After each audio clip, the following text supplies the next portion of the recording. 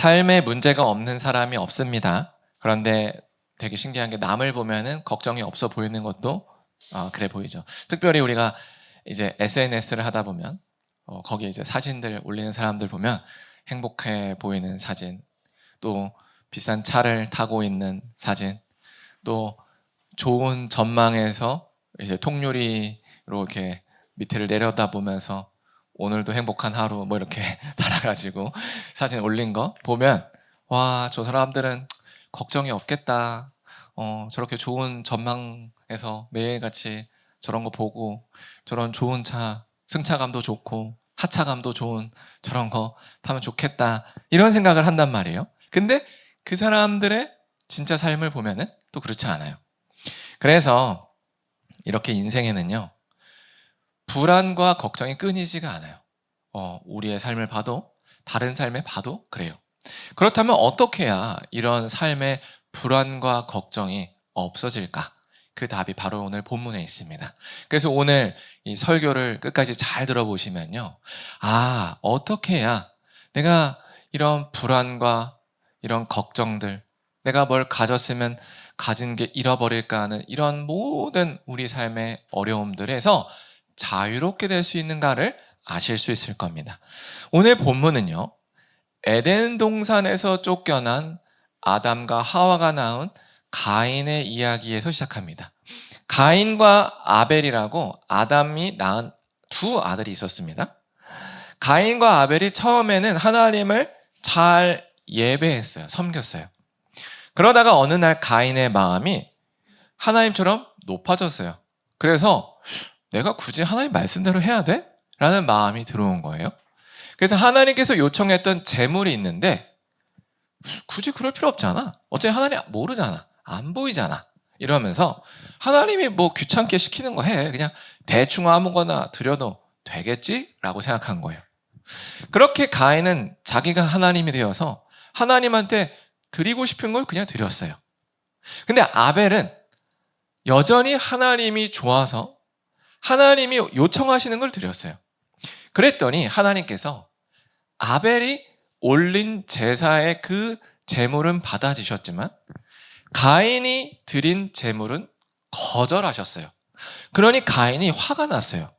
자기가 잘못했는데 자기가 이미 마음이 교만해져 있으니까 아니 내가 이거 줬으면 됐지 거절해? 이런 식의 마음을 가진 거죠. 그래서 하나님께 분을 풀고 싶었는데 하나님은 안 보이죠. 그러니까 하나님을 대신해서 누군가에게 꼬투리를 잡고 싶은 거예요. 그게 누구예요? 옆에 있던 아벨이에요. 얘 보니까 하나님 좋아해. 하나님도 얘 좋아하는 것 같아. 짜증나죠. 죽였어요. 하나님도 이 사실에 대해서 아시고 이제 가인에게 벌을 내립니다.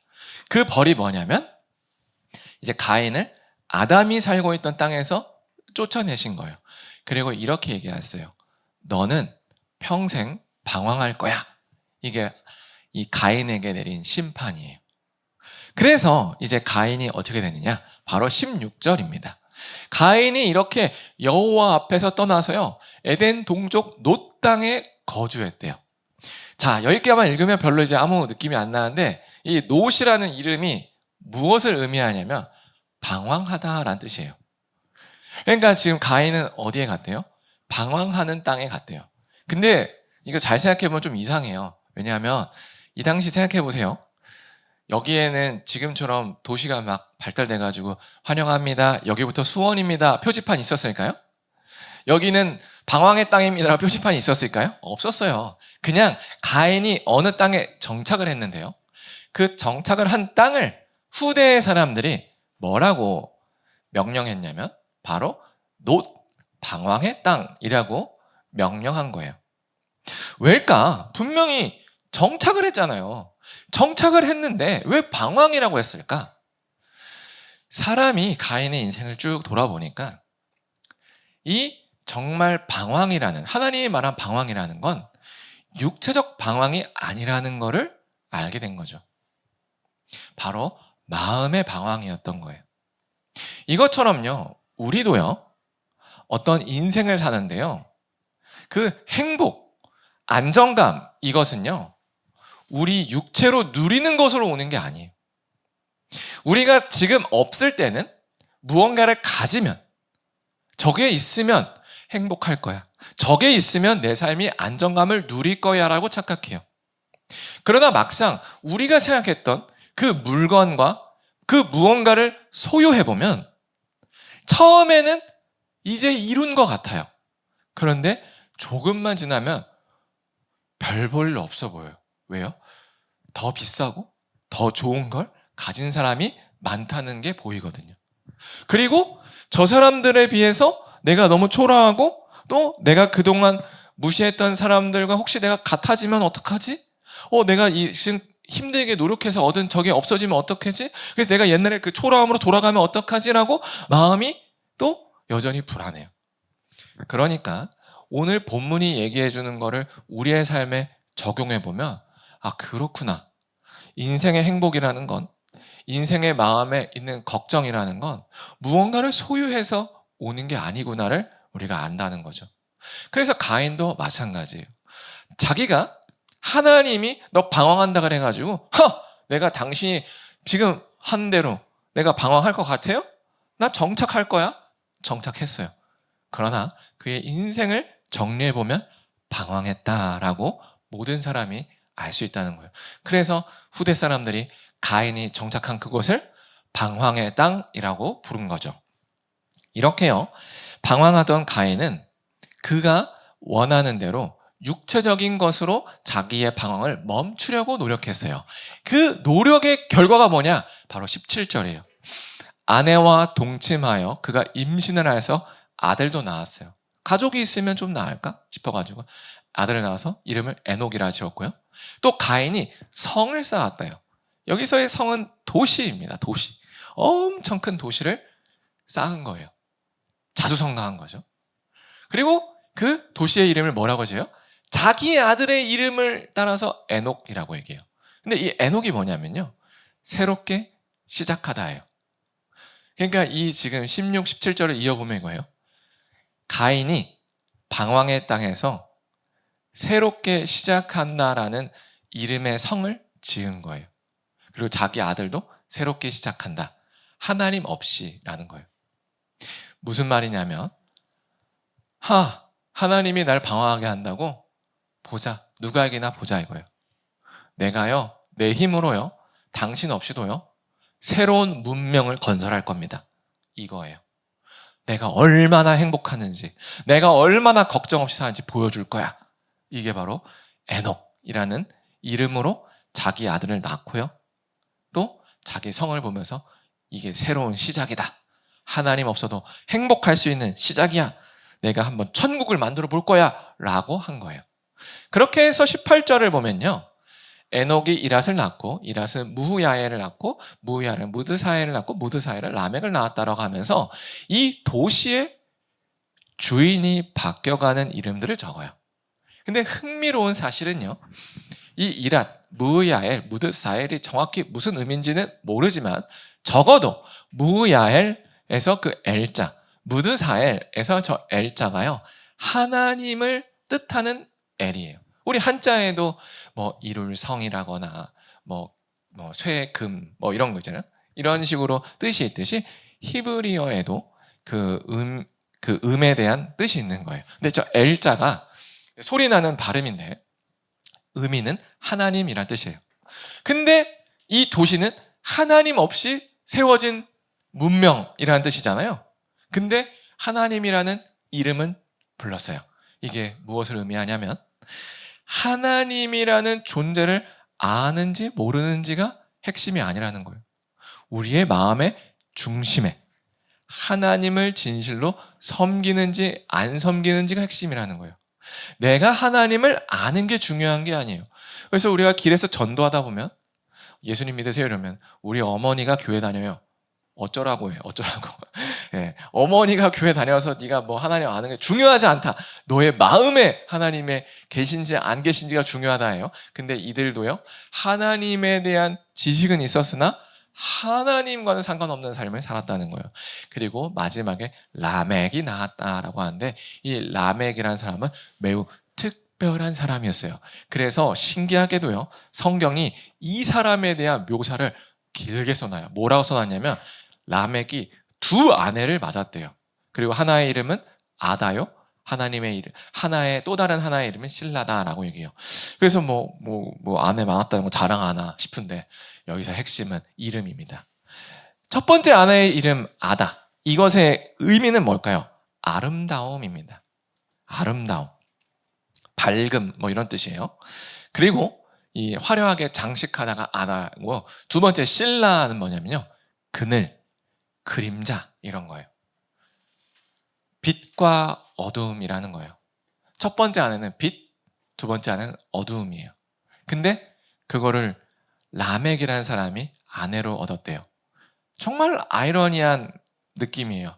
마치 이 라멕이라는 사람이 지금 어느 성에 있어요? 에녹이라는 성에 있어요. 하나님 없이 시작한 새로운 문명이라는 도시의 주인공으로 라멕이라는 사람이 서 있는데, 그 사람이 아내를 얻었는데 하나는 빛이고 하나는 어둠이래요. 마치 현대의 도시를 보여주는 것 같죠. 현대의 도시를 보면 어때요? 화려합니다. 초고층 빌딩이 있고 저녁에는 수많은 아름다운 불빛과 화려한 네온 사인 간판들이 있어요. 그러나 뒷골목의 어두움도 존재해요. 그게 바로 하나님이 없는 곳의 특징이에요. 하나님이 없는 곳은요, 아름다운 겉모습이 있지만 뒷모습에 공허함이 있어요. 그래서 SNS에서 서로가 나 이거 가졌어, 나 이런 자동차 있어, 이런 집에서 살아, 나 이렇게 전용기도 타봤어, 자랑해요. 마치 라멕이 얻은 첫 번째 아내처럼 아다죠. 아름다움, 장식, 이런 빛이에요. 그러나 그들 안에 있는 뒷골목이 있어요. 뭘까요? 공허함이에요. 불안함이에요. 뒤처지면 어떡할지 하는 걱정이에요.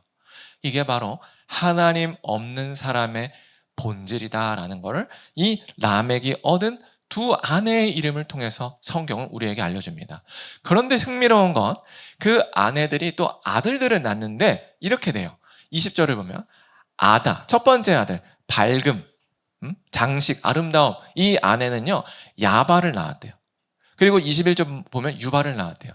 근데 그 야발은요 장막에 거주하며 가축을 치는 자의 조상이고요, 직업이 소개돼요. 유발이라는 사람은요 수금과 퉁소를 잡는 모든 자의 조상이에요. 이게 뭐 어쨌다는 거야 라고 하는데, 생각해 볼게요. 자, 가축을요 그 당시에 목동 일을 하면요 여기저기 돌아다녔어요. 근데 20절에 보면은 그는 장막에 거주하며 가축을 쳤대요. 이건 돌아다니지 않았다는 얘기예요. 우리식으로 따지면 사육장을 경영했다는 거예요. 이 당시로 따지면 뭐예요? 가장 근대화된 경영을 했다는 거예요. 회사를 차렸다는 거예요. 그러니까 갑부였다 이겁니다. 부자였다. 그 당시 목동들은 막 산 따라 골짜기 따라 양떼에 먹을 거 돌아다녔는데 이 사람은 그러지 않았어요. 머리를 써서 현대식 그냥 사육장을 꾸린 겁니다. 그래서 울타리 쳐서 사려주고 키운 거예요. 그러니까 돈을 엄청 벌었겠죠. 효율이 높았을 거 아니에요. 그러니까 이 아다가, 겉모습이 화려한 여자가 낳은 첫 번째 아들은 누구냐? 경제예요. 이름이 경제입니다. 그리고 두 번째 유발, 이 사람은 수금과 퉁소에 잡은 모든 사람의 조상이래요. 음악입니다. 문화입니다. 이 겉모습이 화려한 여자가 낳은 두 아들의 이름은 경제와 문화예요. 되게 맞지 않나요? 우리 현대의 삶이랑. 돈이 있으면 어떻게 됩니까? 네, 문화를 즐기죠. 바로 이런 모습인 거죠. 두 번째 아내인 실라는요, 두발가인을 낳았는데 두발가인은요 구리와 쇠로 여러 가지 기구를 만들었대요. 그리고 그 다음 누이는, 이 두발가인의 누이는요 여자 이름이 소개됩니다. 나아마예요. 여기서 이 나아마의 이름은요 아름다움입니다. 근데 자 보세요. 구리와 쇠로 여러 가지 기구를 만들었는데 뭘 만들었을까요? 이제 호미, 곡괭이만 만들었을까요? 칼도 만들었겠죠. 그러니까 이 어둠이라는 이름을 가진 두 번째 부인이 낳은 첫 번째 아들의 이름은 힘입니다. 힘을 상징하는 거예요. 우리나라 요즘도 그렇잖아요. 국방력, 또 이런 핵심 자원, 이런 게 바로 그거예요. 힘이 있는 사람에게는 뭐가 따라오죠? 바로 아름다움, 이 연예인 산업, 맞죠? 이 욕망의 비즈니스가 함께 있는 겁니다. 이게 현대사회의 뒷모습인 거예요. 아름다움을 누가 차지하는가? 힘이 있는 사람이 차지한다. 그 모습을 아주 적나라하게 보여주는 게 이 가족 이름에서 나오는 거죠. 그러니까 이 라멕이라는 사람이 두 아내가 있어요. 빛과 어둠. 그리고 빛이라는 이 아내는 경제와 문화를 주도했고요. 그리고 두 번째 아내의 어둠은요, 힘과 욕망을 지배했다라는 것을 보여주는 거예요. 그러니까 이 라멕이 그 아내들에게 이렇게 얘기해요. 아다와 실라여, 빛과 어둠이여, 내 목소리를 들어라. 내 아내들이여, 내 말을 잘 들어라. 나의 상처로 말미암아 내가 사람을 죽였다. 나의 상함으로 말미암아 내가 소년을 죽였다. 이게 뭐냐면 나를 건드려 내가 다 죽일 거야. 내가 힘이 제일 세. 이거를 보여주는 노래가 바로 23절이에요. 그래서 라멕이라는 사람이 자기의 조상의 이름, 증조부, 고조부 정도에 되는 가인을 위하여는 벌이 7배일 진대라고 얘기해요. 이게 무슨 말이냐면 가인이 아벨을 죽이고 두려움 떨었어요. 하나님, 저는 이제 다른 사람들이 저를 죽일까 두려워요. 그랬더니 하나님이 가인아, 너는 죽지 않아. 너를 죽이면은 그 사람은 7배의 벌을 받을 거야 라고 그에게 말씀하셨어요. 그런데 라멕은 이렇게 얘기해요. 그걸 인용하면서 하나님이 가인을 지킨다고? 그건 7배를 지킨다고? 그러나 나는 내 힘으로 77배를 지킬 거야. 이게 바로 라멕을 위하여는 77배다라는 거예요. 내가 가진 게, 내 힘이 하나님보다 훨씬 세라고 얘기한 거예요. 이 라멕의 모습을 우리식으로 따져보면 이런 거예요. 이 월스트리트라는 데, 미국에 있는 그 정말 금융의 중심, 세계의 부자들이 모여있는 그곳에 초고층 빌딩에 어떤 세계 최고의 부자가 서 있다고 봅시다. 그러면 이제 밑에 빌딩들이 보일 거 아니에요? 그리고 그 어두운 밤 속에 불빛이 펴져 있는 게 보일 겁니다. 그러면서 이렇게 얘기해요. 내가 왕이야. 다 내 거야. 누가 감히 나를 이길 수 있어? 라고 노래하는 게 바로 23절, 24절의 내용이에요. 근데 여기서 보면요. 라멕이 뭐라고 했냐면 누가 날 치겠어? 라고 얘기하잖아요. 그래서 날 치면 77배로 갚아줄 거야 라고 하잖아요. 근데 이 말의 전제는 뭐예요? 언제든지 치임을 받을 수 있다라는 게 깔려 있는 거예요. 자기도 불안한 거예요. 불안하니까 복수할 거야 라고 큰 소리를 치고 있다라는 겁니다. 여기서 우리가 알 수 있는 게 뭐냐면 하나님이 빠진 문화는요, 자기를 지키기 위해서 무언가를 쌓아요. 경제, 문화, 힘 또는 아름다움, 다양한 것들을 쌓았죠. 그러나 그것들은 우리를 지켜주지 못한다라는 것을 의미하는 거예요. 그래서 가인이 만든 새 문명이라는 도시에 이제 하나님이 없는 사람들이 모여서 하나님이 없으니까 불안한 마음을 달래기 위해서 다양한 것들을 화려하게 수놓습니다. 경제도 만들고 문화도 만들고 힘도 키우고 또 욕망의 비즈니스도 세워서 우리는 쾌락도 있고 힘도 있고 돈도 있어서 걱정이 없어 하지만 내면 깊숙이는 뭐가 있어요? 불안이 없어지지 않는다라는 것을 보여주는 거죠.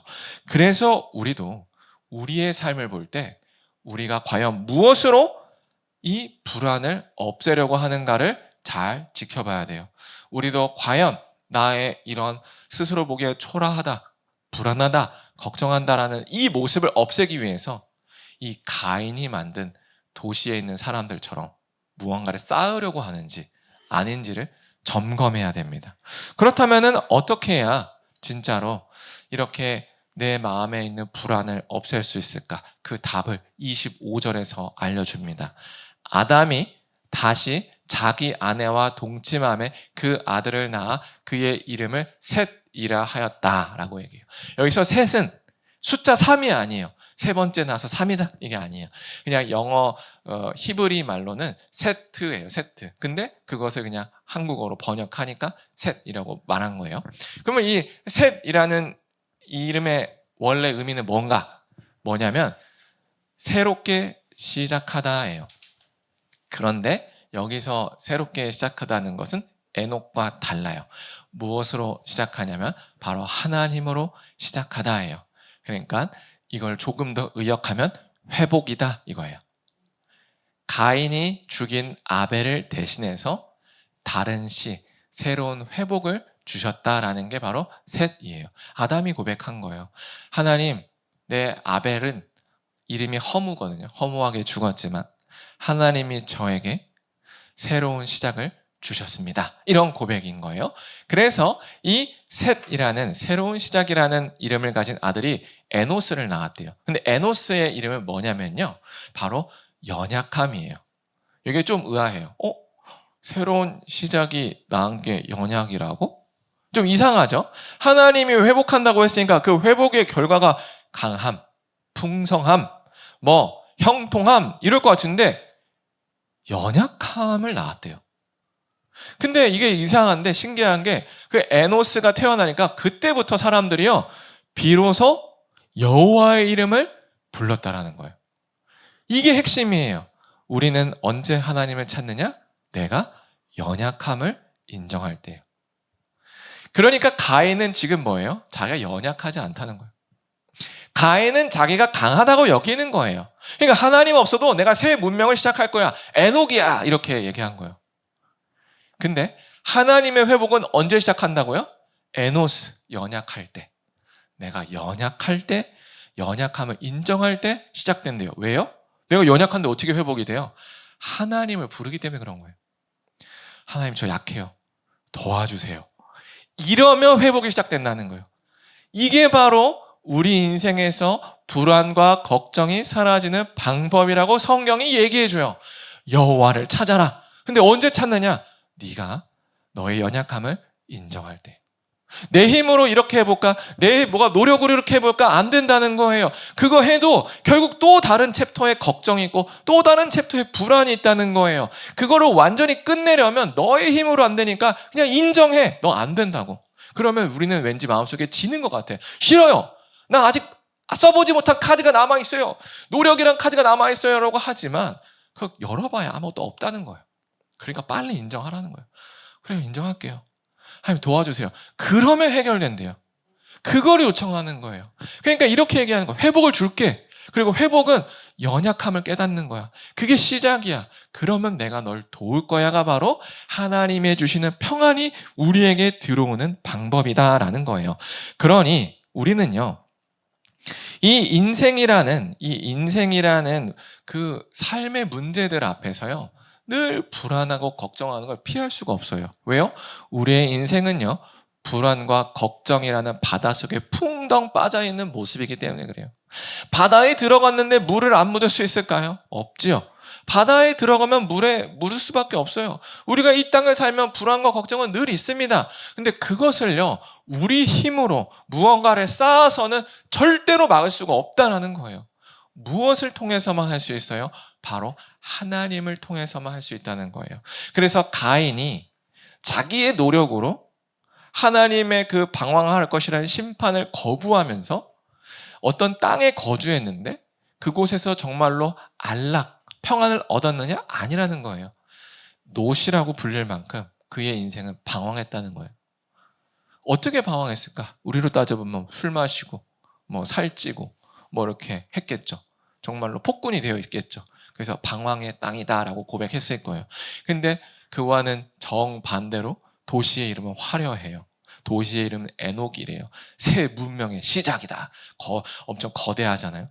거기서 나온 그 자녀 라멕이라는 사람이 하나의 아내는 정말 아름다운 빛과 또 다른 아내는 어둠이라고 창조하고 그 안에서는 화려한 경제문화 또 힘과 욕망의 비즈니스라는 아들들을 낳아서 대도시를 건설했대요. 그러면서 누가 나를 이길 거야 라고 했지만 내면에 뭐가 있어요? 불안이 있다는 겁니다. 이렇게 우리가 우리를 지키기 위하여 무언가를 붙잡잖아요. 돈을 붙잡을 수 있어요. 아름다움을 붙잡을 수 있어요. 근육을 요즘 키우잖아요. 힘을 붙잡는 거죠. 또 노래, 문화, 춤, 인기 붙잡아요. 근데 그것은 우리의 불안과 걱정을 없애줄 수 없는 비닐봉지와 같아요. 우리가 추위를 피하기 위해서 또는 나의 연약함을 가리기 위해서 비닐봉지를 막 붙들고 있어봐야 그것들은 우리를 진짜로 지켜줄 수가 없어요. 그것들은 마치 바람 불면 날아가 버리는 그런 연약한 존재다라는 거예요. 그러니까 어떻게 돼요? 그걸로 우리를 지키려고 그러면은 그걸 지키느라 부단히 애써요. 막 바람 불 때 촛불 꺼질까 봐 막 불안한 것처럼, 바람 불 때 비닐봉지로 만든 성이 날아갈까 봐 걱정하는 것처럼 우리가 가진 것들이 없어질까 봐 걱정하는 형국이 딱 그 모습이란 거예요. 그러니 하나님은 우리에게 무엇을 요청해요? 바로 에노스를 요청하는 거예요. 연약함을 인정해라. 그리고 나에게 와라. 저 비닐봉지와 같은 돈, 인기, 뭐 각종 다른 것들이 널 시키는 게 아니라 바로 내가 널 지키는 것이다 라고 요청하는 겁니다. 그러니 우리는 그 하나님의 약속을 믿어야 돼요. 하나님은 우리를 구원하겠다, 내가 너를 문제에서 살리겠다라는 약속을 확증하기 위해서, 도장 꽝꽝 찍기 위해서 뭐 하셨어요? 2000년 전에 자기 아들을 이 땅에 보내신 거예요. 그래서 우리를 대신해서 십자가에 죽는 형벌까지 아들에게 내린 거예요. 우리 살리려고. 그러니 하나님은 자기 아들마저 우리를 위해서 죽였는데 하물며 우리의 사소한 문제들을 해결해 주지 않을 리가 없는 거죠. 하나님의 약속입니다. 그러니 우리는 지금이라도 하나님, 내가 사실 오늘 이 교회에 나오기까지 이런 문제로, 이런 고민들, 이런 걱정들을 가지고 나왔는데 그거 해결하려고 제가 이걸로 힘썼고요, 저걸로 힘썼고요, 저걸로 노력했는데 사실 그 불안함이 없어지지 않았습니다. 근데 이제는 그 인정할게요. 저 에노스, 저 연약합니다. 하나님 도와주세요. 여호와의 이름을 불렀더라. 이거예요. 회복은 거기서 시작한다. 알겠습니다. 하나님, 이제 하나님 부르겠습니다. 하나님께 나아가겠습니다. 하나님께 나의 모든 문제 맡기겠습니다로 우리가 나아가서 우리의 불안과 걱정이 해결되는 것을 경험해 봤으면 좋겠습니다. 그래서 우리가 이 시간 찬양하고 기도할 때 이렇게 기도했으면 좋겠습니다. 우리가 진정으로 연약하다는 사실을 인정하고 하나님의 구원하심을 진실로 의지하게 해달라고 기도했으면 좋겠습니다.